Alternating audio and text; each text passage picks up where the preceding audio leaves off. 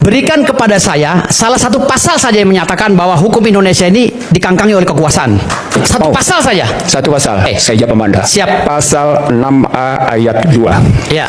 Calon Undang-Undang Dasar 2002. Ya. Undang-Undang Dasar 45 palsu. Michael turun dulu. Pasal 6 ayat 2. Kamera, lihat.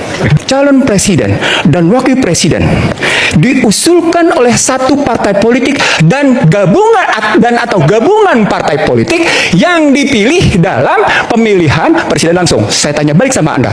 Anda lihat sekarang apa yang terjadi dengan proses pemusatan kedaulatan di tangan partai politik? Itu sebenarnya saya tidak akan menjawab secara spesifik ya. Harusnya abang sebagai profesor yang mengkaji itu dan Makanya nanya pasal ke saya, nguji. Bukan. Mau jawab, jawabnya begitu. Karena gini bang. Terusin, ya, supaya terjadi pembelajaran benar. Ketika kita melihat konflik tajam antara pendukung Republik dan Demokrat, kenapa kemudian terjadi pergeseran kekuatan masyarakat ke dalam kekuatan kelompok tertentu? Kalau Ihsan Nusi menyebutnya corporate state, gitu ya, karena di belakang itu korporasi. Nah, dari situ pergeseran tadi ke dalam posisi dari kekuasaan rakyat diambil oleh oligarki. Ini udah salah. Saya tanya bang, turun aja bang, undang-undangnya bang, lebih spesifik saya menanya. Kekuasaan mengangkangi hukum. Yang dasar hukumnya coba bang, spesifik bang. Hoiwogo itu apa? Siapa? Ya, sebentar. Mahasiswa mana tuh? Beliau bukan mahasiswa, Pak. Kalau saya baca, Bukan mahasiswa. pengacara, Pak Mahfud. Kalau saya baca pengacara, ya. Pengacara Iya. itu nggak ngerti hukum gitu. Nah, lalu ada seseorang, Pak, yang melaporkan Tio ke polisi. Kalau nggak salah di Polres Tangerang Selatan, kalau nggak salah. Banyak ya. Iya. Ada laporan di situ, ada juga ke Barreskrim, ada pengaduan ke Barreskrim. Tetapi ada yang lucu, Pak. Ini karena kaitannya dengan Pak Mahfud. Saya minta Pak Mahfud menangkap ini.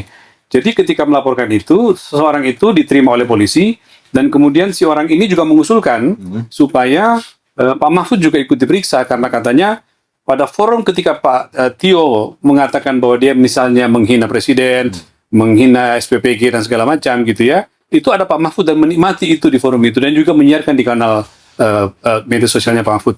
Pak Mahfud minta tanggapan dikit tentang itu. Boleh Pak ya? Apa itu tanggapan? Itu lucu-lucu aja tuh. Gini loh, orang menikmati parodi lalu tertawa terbahak-bahak itu bukan tindak pidana. Kalau mau yang dilaporkan saya dan Rocky Gerung karena ikut tertawa, yang di situ yang tertawa ribuan kan, Iya. sambil bertemu. Iya. Itu ketawa berjamaah apa itu malam itu ya? Tidak dipanggil semua, tidak dilaporkan semua gitu ya. Iya. Gitu. Kalau mau dilaporkan, pasal berapa yang mengatur orang menertawai sebuah parodi atau menertawai kritik itu lalu dilaporkan sebagai tindak pidana. Tindakan pidana. Apa?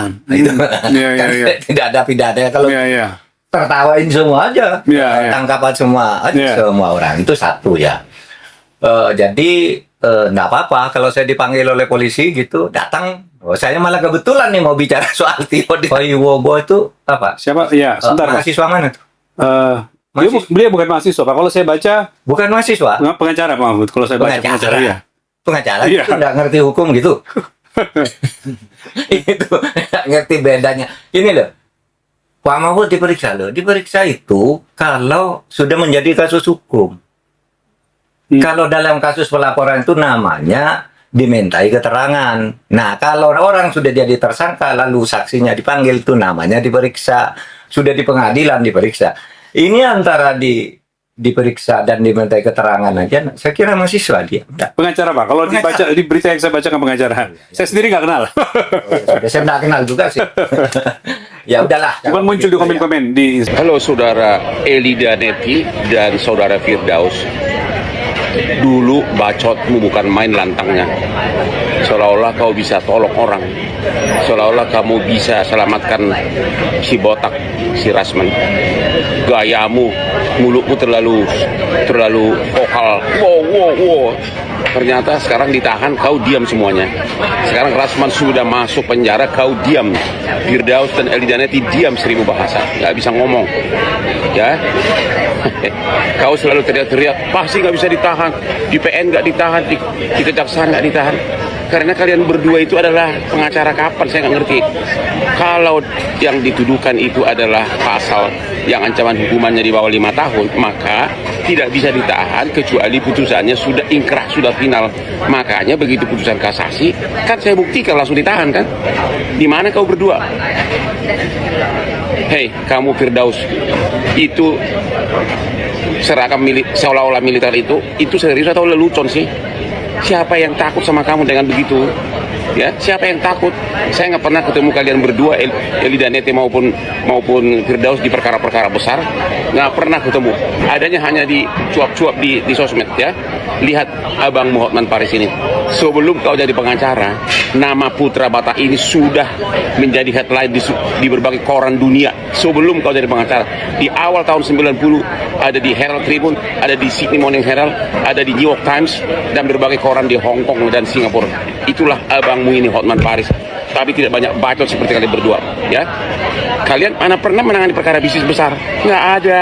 Saya nggak pernah ketemu kau dimanapun, ya.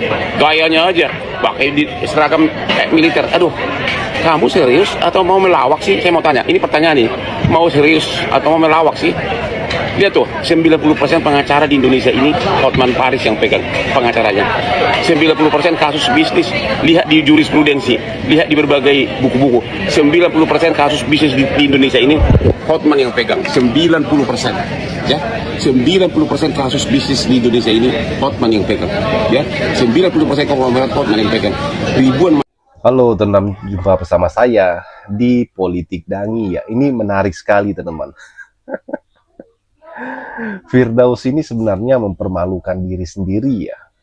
Dan kali ini bagaimana Firdaus itu hadir di acara diskusi sebenarnya. Namun yang menariknya adalah ketika Firdaus sok-sokan ya ngetes profesor. Memang agak gila sedikit sih Firdaus ini teman ya. Jadi Firdaus ini sok ngetes seorang profesor ya tentang sebuah undang-undang ya. Ya bagaimana undang-undang tersebut ya akhirnya kan dijelaskan oleh seorang profesor ini teman. Sampai Firdaus ya supaya tidak terlihat tidak paham, akhirnya dia kembali bertanya lagi. Dan di sini kita lihat kualitas bagaimana Firdaus ini teman ya. Ya banyak nyerocosnya aja ya.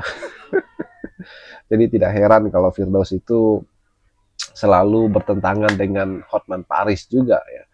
Beberapa waktu yang lalu Hotman Paris itu selalu ya menyindir Firdaus lewat media sosialnya, dan mereka ini sepertinya busuh berbuyutan ya selama di media sosial teman. Apa yang dilakukan Firdaus tentu ini membuat kita geleng-geleng kepala ya. Kalau kita melihat bagaimana Firdaus selalu menggunakan pakaian-pakaian yang banyak bintangnya lah dan sebagainya. Kita tidak tahu maksudnya apa sebenarnya. Dalam posisi jabatan apa kita nggak tahu juga ya kan. Tapi kalau kita melihat bagaimana Firdaus ya adalah seorang pengacara lah ya. Beliau bahkan melaporkan Tio Ardianto ya. Bahkan bukan hanya Tio, Rocky Gerung dan Mahfud MD pun dilaporkan oleh oleh Firdaus teman-teman. Dan apa yang terjadi? Ya, Firdaus akhirnya kan diskakmat oleh Mahfud MD, seorang profesor hukum yang sangat luar biasa. Seorang yang pernah menjadi ketua MK, teman-teman ya. Dan disinilah letak bukannya sadar diri ya, Firdaus malah mempersalahkan Mahfud MD juga ya. Dia mengatakan Mahfud MD mungkin bisa belajar lagi tentang hukum. Mungkin kelupaan walaupun dia profesor, kata Firdaus teman. Ini kan seolah-olah merendahkan Mahfud MD ya. Dan sosokan sekali ya Firdaus ini, seolah-olah dia yang paling benar, seolah-olah dia yang paling pintar, seolah-olah dia yang paling hebat. Dan ini adalah keseruannya teman-teman. Jadi para pendukung Termul ini atau para Termul ini memang sangat-sangat keras kepala ya ketika berdebat, ketika menyampaikan pendapat ya. Bagaimana menurut kalian? Kita diskusi di kolom komentar ya. Sampai jumpa lagi.